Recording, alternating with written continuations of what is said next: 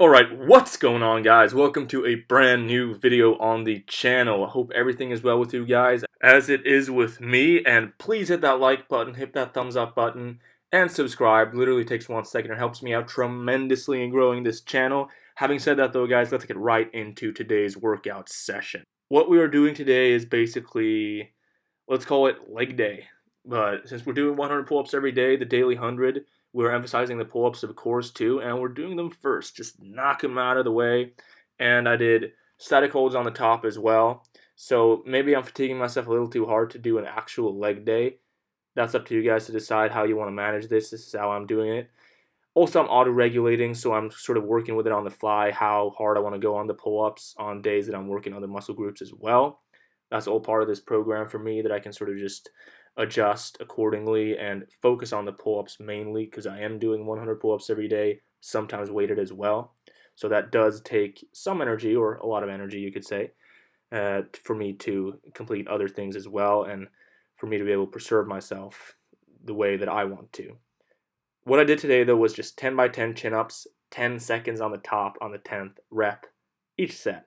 So on the last rep, just squeezing for dear life there, just holding on to the bar, trying to keep that chin above, trying to keep my whole head above, sort of holding the bar, not right on my chest, but sort of as close to it as possible. Just trying to pull as hard as I can. Not even pulling upwards, I would say. I'm sort of almost imitating a seated cable row, but I'm in this vertical position, so it looks a little different. But when you're pulling explosively, you almost got to imagine that you're pulling horizontally as well, not only pulling upwards. That's where people lose a lot of power often, when they can't perform explosive pull-ups the way that you want to.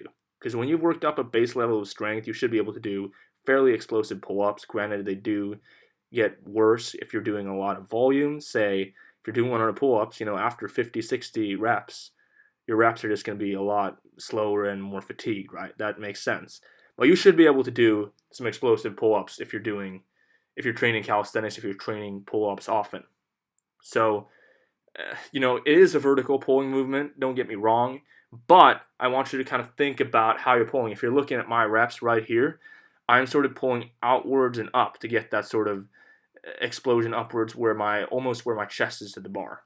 I'm not only getting my chin above, I'm really getting up there, right? So when I'm holding there, I'm almost at chest level, or I am at chest level, but I'm almost at lower chest level. So keep that in mind, guys. Maybe I should make a separate video only on that. That is something I thought of as well. Little tutorial video there to optimize your pull-up form, your pull-ups in general, and to make some good filthy progress, which is what we're all about on this channel. So yeah, clean reps. Feeling pretty explosive here today. The form is looking good.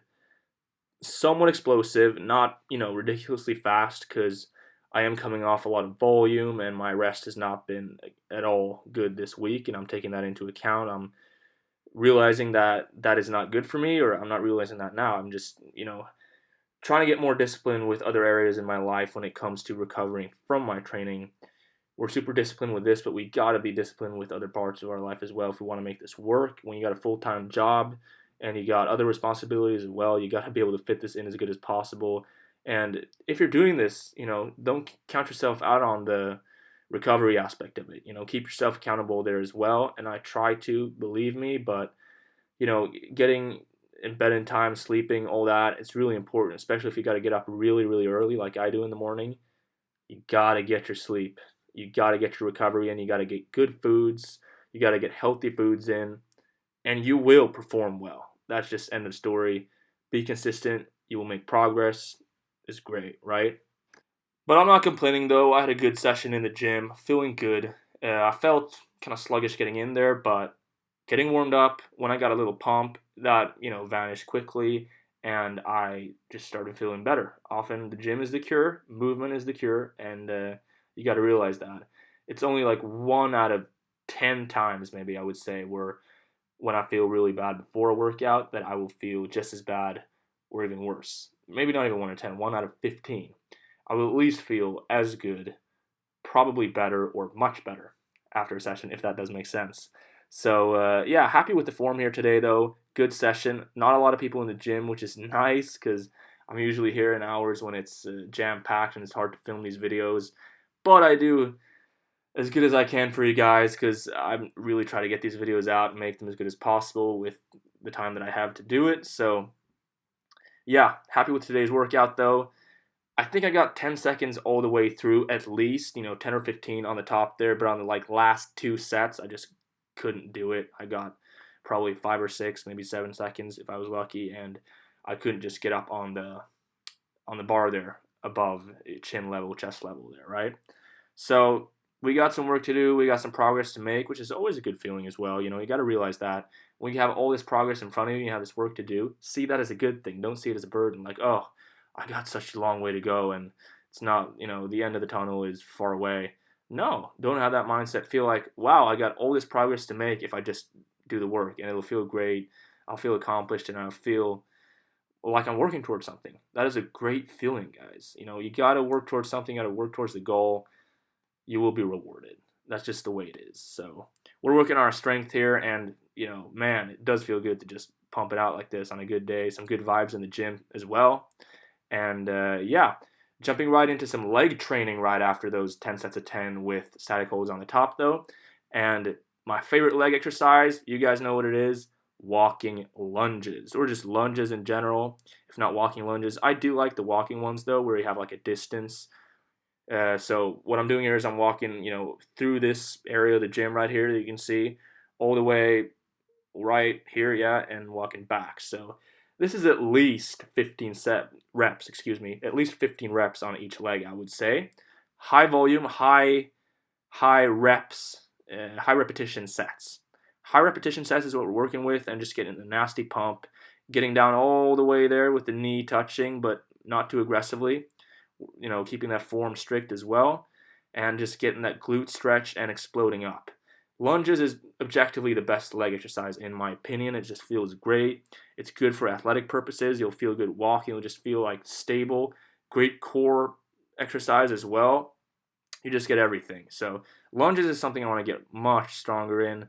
Always love that workout as well, that exercise. And I'm thinking about how I should go about my leg training. I've done these like big leg day workouts before in the past. When doing 100 pull-ups every day, they can be a little taxing, and it takes a lot of time to recover from big leg session where you're doing like heavy squats, lunges, hip thrusts, accessories, calves, all that, and doing 100 pull-ups. You're not really optimizing either of them.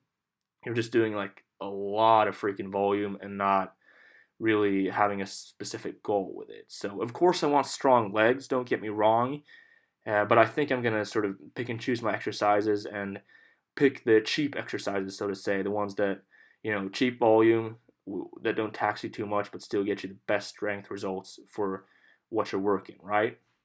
So, walking lunges and just lunges in general, maybe some Bulgarian split squats and or hip thrusts as well. We'll see how I manage it and if I do all of them, if I do them on different days, if I'll just do the walking lunges and some accessory work, we'll see, right? Speaking of accessory work, here I'm going all out on some good old leg extensions as well. Targeting the quads, just getting that good old pump and squeezing on the top there. These really, really burn in my opinion. I mean, there's nothing like it when it comes to leg accessory movements in my opinion. This one just feels really, really good in my opinion, and I love getting that quad pump. I feel like I can't walk after.